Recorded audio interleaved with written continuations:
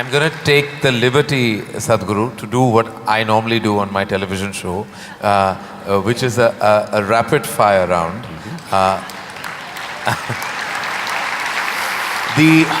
Normally the end of this round… When I was young, I watched a lot of, Wild West movies. Right. So when you fire, I also fire, all right? No, but no, I promise you, this is not that kind of… You're not in my line of fire at all. I will not take the liberty of being that person. These are just quick questions which when I ask for one word, you have to stick to that.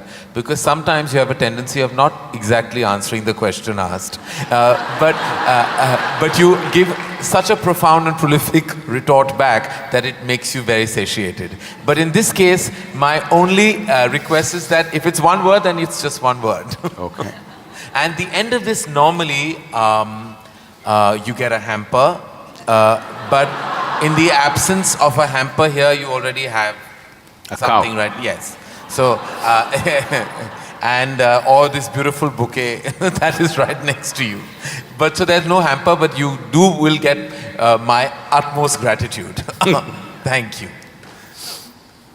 All right, very simply, what is the one thing that is essential to living a balanced life? Sense.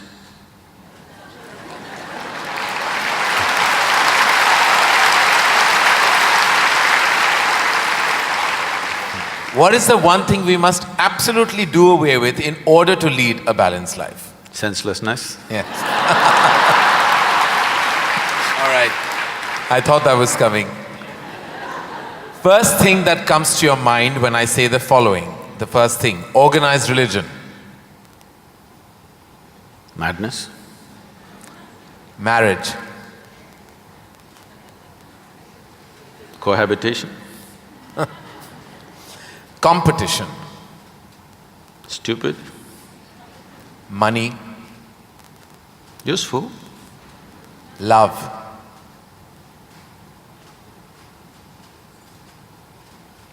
Can I say a sentence? Yes. I will allow that. Most beautiful, but unfortunately crippling for most people. If I can little elaborate that, see, if something unpleasant cripples you, something nasty cripples you, it's acceptable. When something beautiful cripples you, it's a true disaster.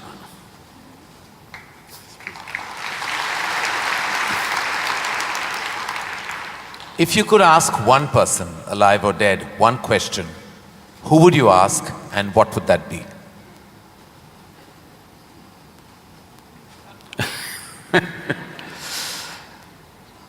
I really sorted out all my questions because I did not spend time educating myself or doing anything. I spent my entire life sorting out every damn question I had. I've kind of run out of questions. And you certainly have not run out of any answers and you never will. Best advice you have ever received? Nothing. Never? No. I never sought, nor did I receive. I made myself in such a way I'm incapable either of seeking advice or giving advice.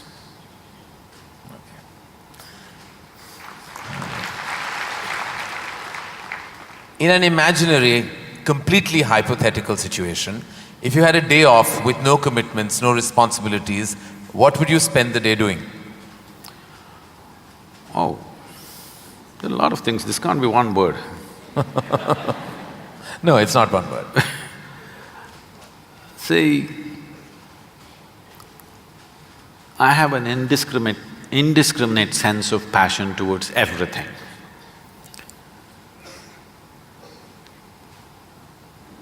There were lots and lots of things I did at one time, but these days, time is not allowing me to do that, so generally if I have little time, all I do is play golf. Because that's safe and within the city and I can get back in time for something else to be done. But if an entire day is left to me, which they have not done for a long time, They've not left it to me. If that happens, I will close my eyes and sit, because that is the best, I am at my best when I truly have nothing to do.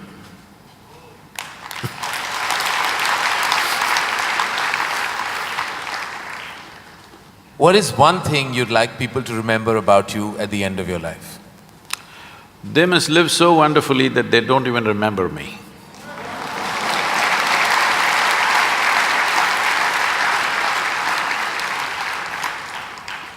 If you found a way to travel through time, where would you go? I'm kind of done with all those things. Your universe visited already, you have visas for every part of this ecosystem. If we can do some slow fire, Yeah. because that's a question with many ramifications. This, for example, traveling in the world, we jetted around and now we want to travel to the Mars, we want to travel to another place. And now that's not enough, we want to travel into the past and future. All this longing is again exploratory in nature. Whether you go on vacation to Maldives or you want to go to Mars, it is fundamentally exploratory. Maybe you're also thinking of relaxation and pleasure and whatever, but essentially it's exploratory, otherwise why can't you do it here? It's something that you want to do, you want to touch another place. This longing is there in the human being only as long as the life that you are remains in a seed form. That is, it did not sprout and blossom. This happened when Adiyogi was expounding the science of yoga and talking about the nature of the cosmos, how it's related to your individual self and what you can do with it. Then the seven sages who were with him, they asked, what is the nature of this cosmos? How big is it? Where does it begin? Where does it end? So he laughed and said, your entire cosmos, I can pack it into your mustard seed. Because your ideas of time and space are essentially because you're living within the framework of your intellect. If you cross that dimension, then there is no such thing as time and space. Everything is here and now. So, traveling through time, space, no, it means nothing to me, because it's difficult to express, difficult to articulate. If I sound little… I have a reputation of being very logical, but if I sound illogical or silly to you, you can blame it on my jet lag. I just come from United States after 6 weeks, so you can say, maybe he was jet lagged, that's why Sadhguru is saying something silly. But I'm fine. I'm saying this because you can't fit the universe into your silly little logic. Today's human being is too overly enamored with their own logic that they're missing the entire life.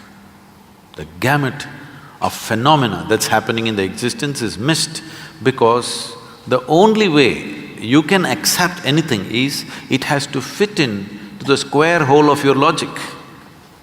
Anything that doesn't fit into your logic, you will reject. In this, you rejected the entire cosmos.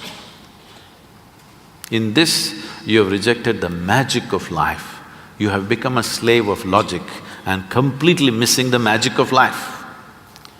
So, this time, space, all this stuff is because intellectually you're trying to dissect the universe and try to understand this. Tell me, if you sit here, suppose you're very joyful, do you see, you will not know how the day passed off. And if you're depressed, do you see the day won't pass? So time is a consequence of the miserable nature of human existence. If you are truly blissed out and ecstatic, you wouldn't know what is a day, what is a year, what is a lifetime, you wouldn't know. There have been times I sat down, I didn't realize, I thought it's 5 minutes, but people gathered around and started molesting my feet. Well, because in their understanding, I sat there for many days or whatever. This idea of time and space is a very convoluted idea simply because people are stuck in the framework of their logic. My work, my fundamental work is to take people beyond the framework of logic into the true magic of existence, our own existence. But it takes a lot of time. Still, my reputation is of being very logically correct because I'm still trying to woo them, still wooing them, you know. For the real thing to happen, they will take a long time, unfortunately, because they have become such slaves of their logic. What is the first thing you notice when you meet a person? Just everything. Everything. Everything. Past, present and future.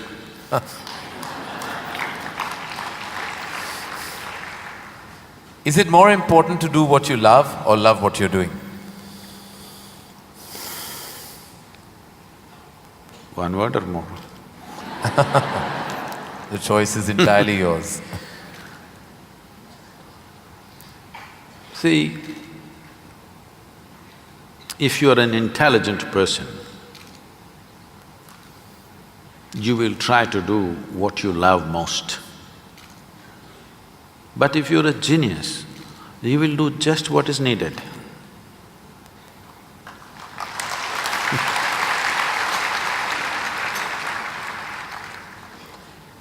If you could be invisible for a day, what would you do?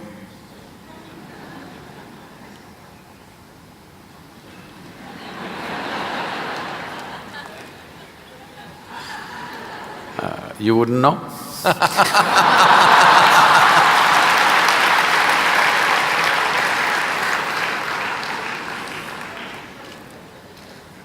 With due respect, what is your biggest weakness? Biggest? What is your biggest weakness? See, what normally people treat as weakness in their lives. Okay, let me give a normal answer. Why? Why am I going into all this? Already you said I'm what? What is the word? Sashayed.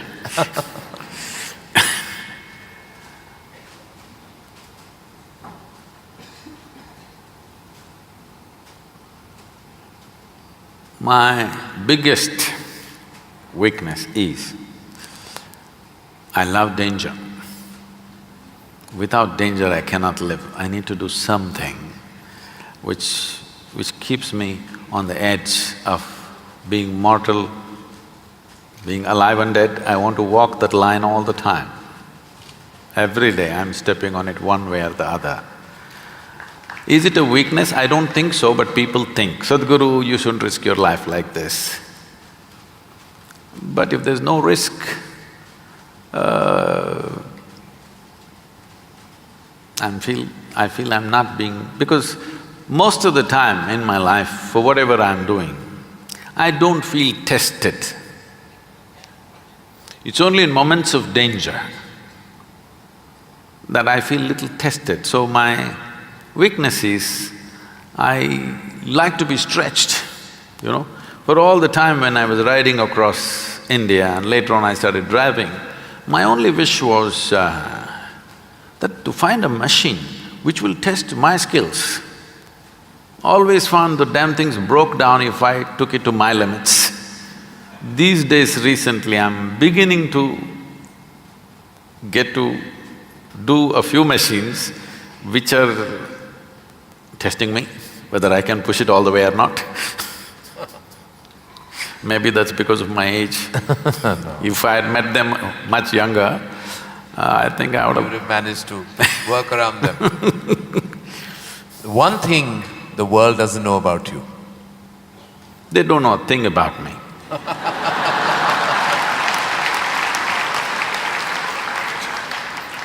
That's a fact. And the one thing you wish you could change about yourself? Oh, I never looked at that. I could speak Hindi. No, I'm sorry, Marathi.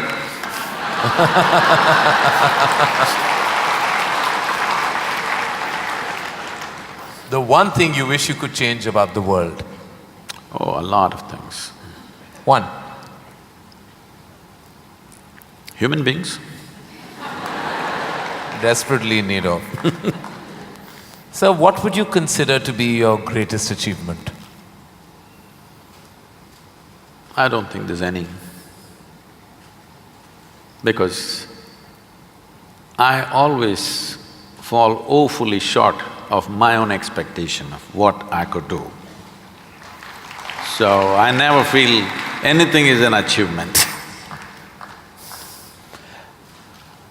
Is there a song you love and can listen to all the time?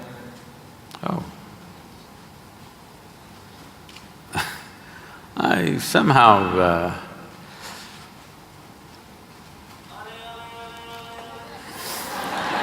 nah. Probably because this came to me at a certain time when I was in my early teens maybe. So this one song kind of comes back to me more often than anything else. It's not that I even seek it, but somehow one way or the other this song keeps coming back to me. Is how many times Okay. I know you haven't seen any of my films, but do you have a favorite film? Oh, I've seen many good movies. At one time I saw a lot of them. I've not seen much of Indian cinema, but I saw a lot of,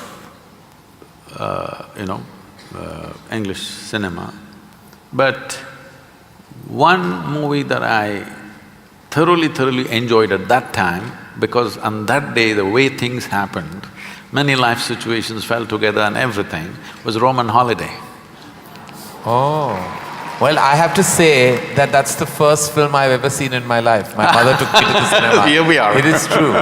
Roman Holiday is the first film I ever saw. It was my introduction to the big screen. I'm glad I have something in common with you. That image of